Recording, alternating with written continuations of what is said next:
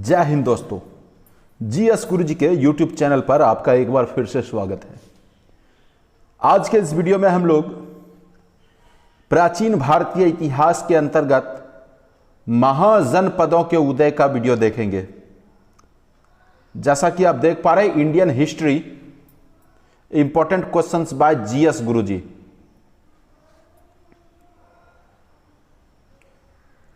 और शीर्षक देखिए वीडियो का, महाजनपद और उसकी विशेषताएं।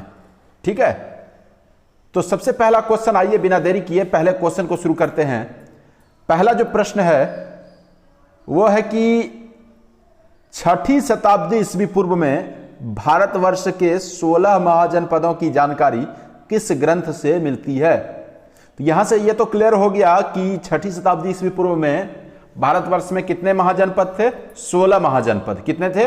16। सबसे पहले मैं बताना चाहूंगा कि महाजनपद क्या था, कि लोगों के बसने के स्थान को जनपद कहा जाए। जन मतलब लोग, पद मतलब जहां पर कि लोग बसते थे वो जनपद कहलाते थे। और जब उसका साइज बहुत ज्यादा बड़ा होता था, मतलब कि जहां पर ज्यादा से बहुत ज्यादा लोग रहते थे, उसको महाजनपद कहा जाता था। महा मतलब बहुत बड़ा, महाजनपद वैसा बहुत बड़ा जगह जहां पर कि बहुत ज्यादा लोग रहते थे। ठीक है, तो इसकी संख्या कितनी थी प्राचीन भारत में? 16 थी। तो उन 16 महाजनपदों की जानकारी किस ग्रंथ से मिलती है? विकल्प देखेंगे। ऑप्शन नंबर ए है अथर्ववेद, ऑप्शन नंबर बी है अंगुत्तर निकाय, ऑप्शन नंबर सी है कल्पसूत्र और ऑप्शन नंबर डी है कथावस्तु। ठीक है, तो इसका जो सही आंसर हो जाएगा वो हो जाएगा ऑप्शन नंबर बी। क्या हो जाएगा इसका सही आंसर? अंगुत्तर निकाय। क्या हो जाएगा? अंगुत्तर निकाय। अंगुत्तर निकाय यह एक बौद्ध ग्रंथ था। कौन सा ग्रंथ था?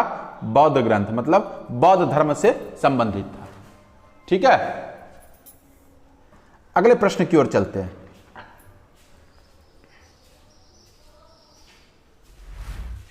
दूसरे प्रश्न को देखिए।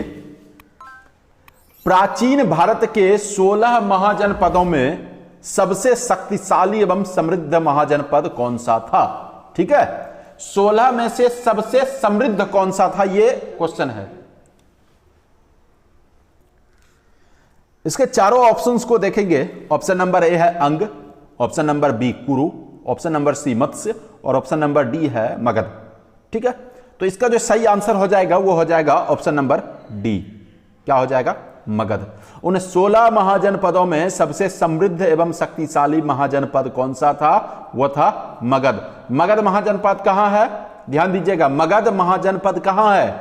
यह है बिहार के राजधानी पटना और गया के आसपास का क्षेत्र। पटना और गया के आसपास का क्षेत्र। ठीक है, ये मगध महाजनपद। इसकी राजधानी कहां थी? पहली राजधानी थी इसकी गिरिब्रज। कहां थी? गिरिब्रज।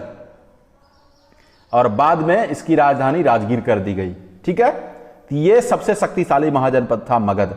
अन्य विकल्पों की बात करें तो जैसे है अंग। अंग की राजधानी कहां थी? अंग की राजधानी चंपा थी। कहां? चंपा। और इसका जो क्षेत्र, आधुनिक क्षेत्र अगर इसका बात करें तो इसका आधुनिक क्षेत्र है भागलपुर, भागलपुर और मुंगेर के आसपास का क्षेत्र। ठीक है, भागलपुर और मुंगेर कहां है? ये बिहार में है। भागलपुर और मुंगेर के आसपास का क्षेत्र। ये कौन सा महाजनपद था? अंग महाजनपद। ठीक है, अब अगर कुरु महाजनपद की बात करें तो कुरु महाजनपद की राजधानी कहां थी? कुरु महाजनपद की राजधानी थी हस्तिनापुर। कहां थी? हस्तिनापुर। हस्तिनापुर से कुछ याद आ रहा है? जी हां, बिल्कुल वही हस्तिनापुर। महाभारत काल कुरु साम्राज्य की राजधानी कहां? हस्तिनापुर। ठीक है, इसका वर्तमान स्थिति क्या है? यह है अभी कहां? यूपी में। कहां है? यूपी में। ठीक है, कहां पर? दिल्ली के आसपास का क्षेत्र यही है। ठीक, और अगर मत्स्य महाजनपद की बात करें, ऑप्शन नंबर सी को देखिए, मत्स्य। मत्स्य की राजधानी थी विराटनगर। ठीक है, विराटनगर। विराटनगर कहां है? वर्तमान स्थिति अगर बात करें तो जयपुर। कहां? राजस्थान। जयपुर राजस्थान। ठीक है, तो अगर इस क्वेश्चन को देखें कि 16 महाजनपदों में सबसे शक्तिशाली एवं समृद्ध महाजनपद कौन सा था, तो इसका सही आंसर क्या हो जाएगा? Option number D, Magadha Mahajanapada. ठीक है, मगध की राजधानी पहले गिरिब्रज थी, बाद में राजगिरी हो गई। ठीक, और उसकी वर्तमान स्थिति है पटना और गया के आसपास का क्षेत्र। अगले क्वेश्चन को देखिए। अगला प्रश्न है, काशी महाजनपद की राजधानी कहां थी? काशी, ध्यान दीजिएगा, काशी, ये 16 महाजनपदों में से एक महाजनपद था काशी। काशी की राजधानी कहां थी? 4 ऑप्शंस देखेंगे।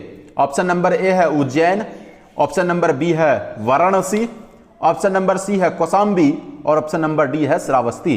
तो इसका जो सही आंसर हो जाएगा वो हो जाएगा ऑप्शन नंबर बी, वाराणसी, या इसी को बनारस के नाम से भी जाना जाता है, वाराणसी या बनारस। ठीक है, इसकी वर्तमान स्थिति क्या है? वाराणसी यूपी में। वर्तमान स्थिति क्या है?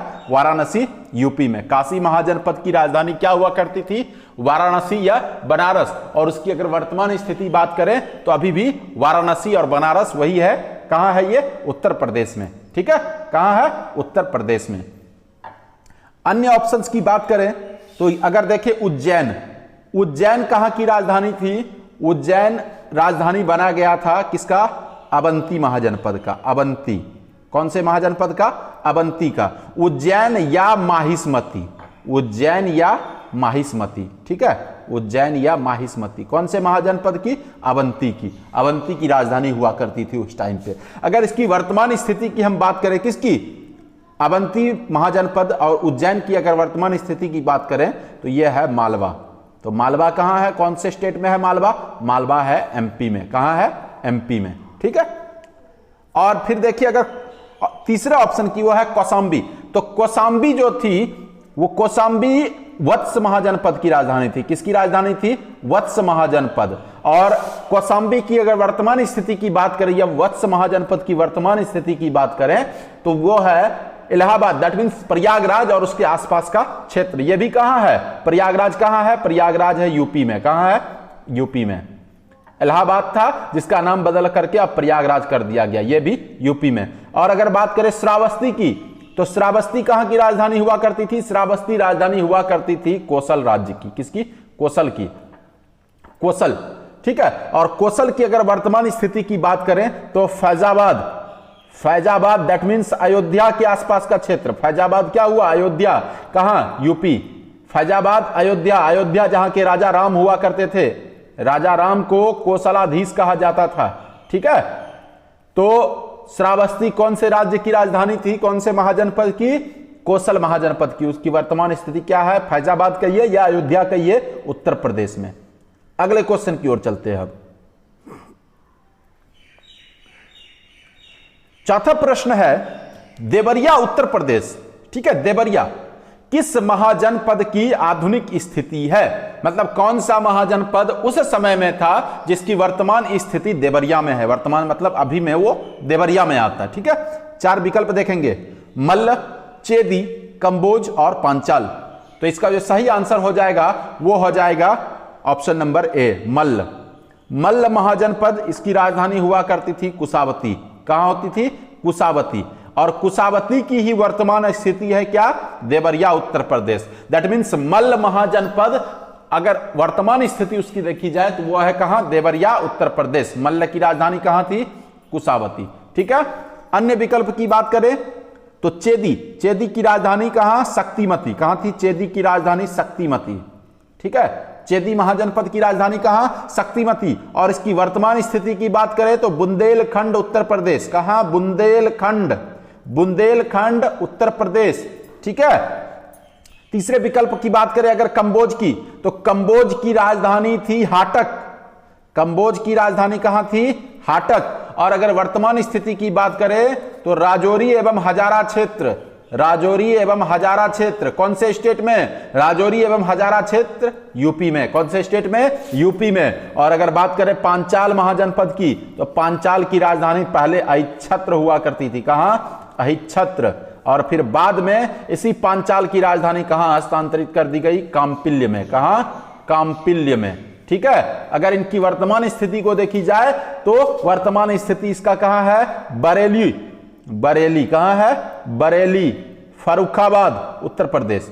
बरेली, फर्रुखाबाद उत्तर प्रदेश। ठीक है, बरेली, बदायूं, फर्रुखाबाद ये सब कहां पड़ता है? यूपी में। ये किसकी वर्तमान स्थिति है? पांचाल की।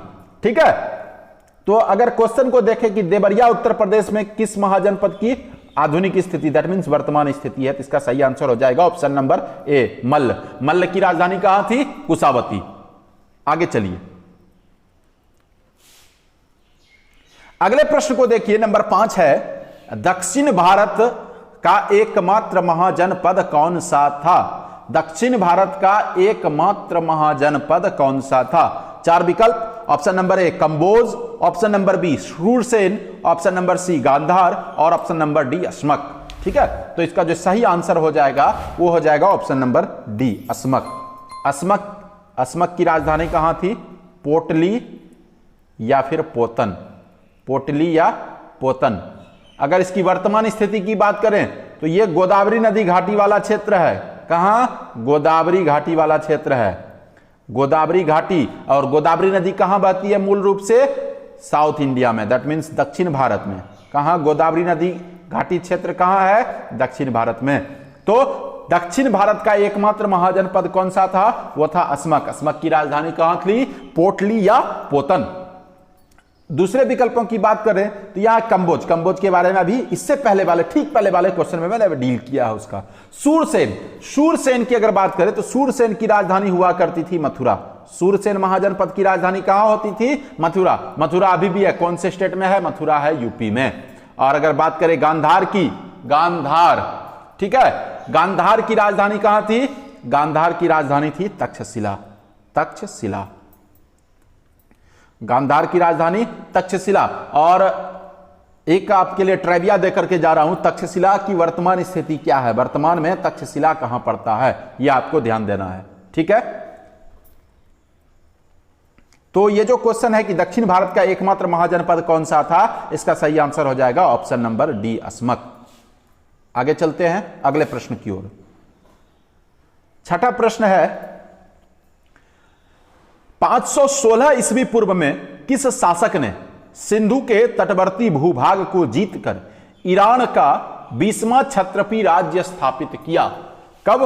516 ईस्वी पूर्व, मतलब यह भी वही है, 6ठी शताब्दी ईस्वी पूर्व की बात है। किस शासक ने, ठीक है, किस शासक ने सिंधु के तटवर्ती भूभाग को जीतकर ईरान का 20वां क्षत्रपी राज्य स्थापित किया? ईरान को ही, ईरान के जितने भी शासक यहां आकर के शासन किया उन्होंने, वही शक कहलाए। और भारत के शक शासक स्वयं को क्षत्रप कहते थे और उनके द्वारा स्थापित राज्य क्या कहलाता था? क्षत्रपी राज्य कहलाता था। क्या कहलाता था?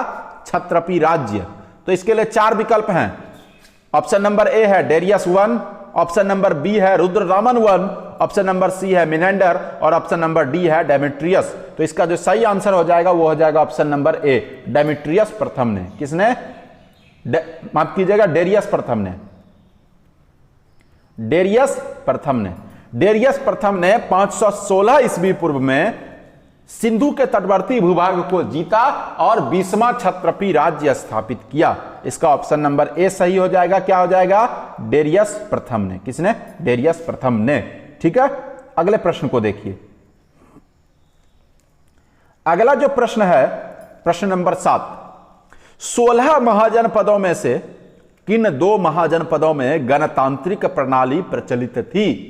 गणतांत्रिक, आमतौर पर राजतांत्रिक, जैसे देखिए 16 महाजनपद था तो 16 में से 14 में राजतांत्रिक शासन था, 16 में से 14 में राजतांत्रिक शासन था और मात्र 2 महाजनपदों में गणतांत्रिक शासन प्रणाली स्थापित थी। तो उन्हीं दोनों का नाम पूछ रहा है। तो विकल्प को देखिए, पहला विकल्प है मगध और अंग, दूसरा विकल्प है मत्स्य और वत्स, तीसरा विकल्प है वज्जी और मल्ल और चौथा विकल्प है कुरु और पांचाल। तो इसका सही आंसर क्या हो जाएगा? Option number C. क्या है? वज्जी और मल्ल, वज्जी और मल्ल। ठीक है, वज्जी और मल्ल, इन 2 महाजनपदों में गणतांत्रिक प्रणाली प्रचलित थी। ठीक है, ऑप्शन नंबर सी इसका हो जाएगा सही विकल्प। आगे चलते हैं अगले प्रश्न की ओर।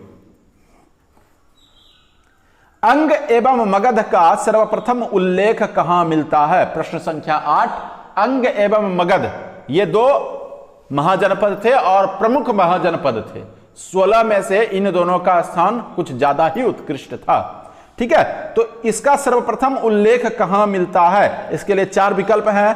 ए में है कथावस्तु, बी में है अथर्ववेद, सी में है भगवती सूत्र और डी में है ब्राह्मण ग्रंथ। तो इसका सही आंसर क्या हो जाएगा? Option number B, Atharvaveda. Anga एवं मगध महाजनपद का सर्वप्रथम उल्लेख कहां मिलता है? अथर्ववेद में। कहां मिलता है? अथर्ववेद। ऑप्शन नंबर बी इसका हो जाएगा सही आंसर। ठीक है। 9वां प्रश्न, विश्व का पहला गणतंत्र कहां स्थापित किया गया?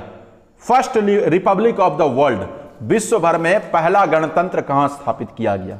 इसके लिए 4 विकल्प हैं। पहला विकल्प है पाटलिपुत्र में, दूसरा है कन्नौज में, तीसरा है काशी में और चौथा है वैशाली में। तो इसका सही आंसर हो जाएगा ऑप्शन नंबर डी, वैशाली में। सबसे पहला गणतंत्र कहां स्थापित किया गया? वैशाली में। किसके द्वारा किया गया? लिच्छवियों के द्वारा। वैशाली के लिच्छवी, ये क्षत्रिय शासक थे लिच्छवी, इन्होंने ही सर्वप्रथम वैशाली के अंदर गणतंत्र की स्थापना की। किसके द्वारा? गणतंत्र। इसलिए वो लिच्छवी गणतंत्र के नाम से पूरे विश्व में प्रख्यात हुआ। लिच्छवी गणतंत्र, सबसे पुराना गणतंत्र विश्व भर में क्या है? लिच्छवी गणतंत्र। ये कहां स्थापित हुआ था? वैशाली में। लिच्छवी के कौन थे? ये क्षत्रिय थे। कहां के? वैशाली के। इसीलिए वो गणतंत्र लिच्छवी गणतंत्र के नाम से प्रचलित हुआ। आगे चलते हैं, अगले प्रश्न को देखिए। 10वां प्रश्न को देखेंगे। महात्मा बुद्ध के समय गणराज्यों की संख्या कितनी थी? गणराज्य मतलब वैसे राज्य जिनमें गणतंत्र स्थापित किया जा चुका था। ठीक है। तो इससे 2 प्रश्न पहले मैंने बताया कि 2 संघ थे, मतलब 2 महाजनपद थे जिनमें गणराज्य स्थापित, दैट मीन्स गणतंत्रात्मक शासन व्यवस्था स्थापित की गई थी। उन 2 महाजनपदों के अधीन कुछ छोटे छोटे राज्य थे। वो कितने थे महात्मा बुद्ध के समय? ऐसे कितने राज्य थे जिनमें गणतंत्रात्मक शासन व्यवस्था स्थापित की गई थी? ठीक है। इसके लिए 4 विकल्प हैं। ऑप्शन नंबर ए है 10, ऑप्शन नंबर बी है 12, ऑप्शन नंबर सी है 16 और ऑप्शन नंबर डी है 18। तो इसका जो सही आंसर हो जाएगा वो हो जाएगा ऑप्शन नंबर ए। इसका सही आंसर क्या हो जाएगा? ऑप्शन नंबर ए। कितने गणराज्य थे? 10 गणराज्य थे, जिसमें से 10 थे तो जिनमें से 8 किसमें थे? 8 थे वज्जी संघ में। पहले मैंने बताया, 2 प्रश्न पहले मैंने बताया कि 2 संघ थे जो कि गणतंत्रात्मक थे। 10 में से 8 वज्जी संघ में थे और 2 किसमें थे? 2 थे मल्ल संघ में। किसमें? मल्ल संघ में। इन 2 महाजनपदों में, वज्जी और मल्ल, इन दोनों में गणतंत्रात्मक शासन व्यवस्था स्थापित थी। और वज्जी संघ के 8 राज्य और मल्ल संघ के 2 राज्य, दैट मीन्स कुल 10 गणराज्य थे। ठीक है। इसका सही आंसर हो जाएगा ऑप्शन नंबर ए। आगे चलते हैं, अगले प्रश्न को देखिए। 11वां प्रश्न है, महाजनपद काल में श्रेणी के संचालक को क्या कहा जाता था? श्रेणी क्या होता था? एक छोटी सी इकाई होती थी, प्रशासनिक इकाई। ठीक है। उसके संचालक को क्या कहा जाता था? 4 विकल्प, सेठ, जेठक, श्रेष्ठिन और ग्राम भोजक। इसका सही आंसर हो जाएगा ऑप्शन नंबर सी। श्रेणी के संचालक को क्या कहा जाता था? श्रेणी के संचालक को कहा जाता था श्रेष्ठिन। क्या कहा जाता था? श्रेष्ठिन। श्रेणी के संचालक को श्रेष्ठिन कहा जाता था। ऑप्शन नंबर सी हो जाएगा इसका सही आंसर। ठीक है। अगले प्रश्न को देखिए। अगला प्रश्न है 12वां प्रश्न, कौन सा महाजनपद सूती एवं रेशमी वस्त्रों के लिए प्रसिद्ध था? कौन सा महाजनपद सूती एवं रेशमी वस्त्रों के लिए प्रसिद्ध था? कॉटन और सिल्क, इसके लिए कौन सा महाजनपद प्रसिद्ध था? तो इसके लिए 4 विकल्प हैं। ऑप्शन नंबर ए है मगध, ऑप्शन नंबर बी है काशी, ऑप्शन नंबर सी है मत्स्य और ऑप्शन नंबर डी है पांचाल। तो इसका सही आंसर हो जाएगा option number B, Kashi. Kashi Mahajanapada किस लिए प्रसिद्ध था? सूती और रेशमी वस्त्रों के लिए। काशी की राजधानी कहां? वाराणसी या बनारस, और वर्तमान स्थिति यूपी में। ठीक है। तो सूती एवं रेशमी वस्त्र के लिए कौन सा महाजनपद प्रसिद्ध था? काशी। ऑप्शन नंबर बी हो जाएगा इसका सही आंसर। अगला प्रश्न है, अंग महाजनपद की राजधानी चंपा। अंग की राजधानी चंपा थी, लेकिन चंपा का प्राचीन नाम क्या था? चंपा से पहले भी उसका कुछ नाम था। तो इसके लिए 4 विकल्प, कर्णपुरी, देवपुरी, मालिनी और रत्नपुरी। तो इसका सही आंसर हो जाएगा क्या? ऑप्शन नंबर सी। चंपा का पुराना नाम क्या था? मालिनी। चंपा का पुराना नाम क्या था? चंपा का पुराना नाम था मालिनी। ठीक है, ये कहां की राजधानी थी? अंग महाजनपद की राजधानी चंपा, और चंपा से पहले उसका नाम क्या था? मालिनी। ऑप्शन नंबर सी हो जाएगा इसका सही आंसर। 14वां प्रश्न है, अंग और मगध महाजनपद को अलग करने वाली नदी का नाम क्या था? अंग और मगध मतलब कि वर्तमान स्थिति को अगर देखें तो भागलपुर मुंगेर का क्षेत्र हो गया अंग, और मगध हो गया पटना और गया का क्षेत्र। तो इन दोनों महाजनपदों को अलग करने वाली नदी कौन सी थी? कब? उस काल में, 6ठी शताब्दी ईस्वी पूर्व में। इसके लिए 4 विकल्प हैं। ऑप्शन नंबर ए है गंगा, ऑप्शन नंबर बी है गंडक, ऑप्शन नंबर सी है सोन, और ऑप्शन नंबर डी है चंपा। तो इसका जो सही आंसर हो जाएगा वो हो जाएगा ऑप्शन नंबर डी, चंपा। अंग और मगध, अंग इधर अंग और इधर मगध, और इन दोनों के बीच में एक नदी बहती थी। कौन सी नदी थी? उस नदी का नाम क्या था? चंपा। कौन सी नदी? चंपा नदी। अंग और मगध को अलग करने वाली नदी का क्या नाम था? चंपा। ऑप्शन नंबर डी हो जाएगा इसका सही आंसर। ठीक है,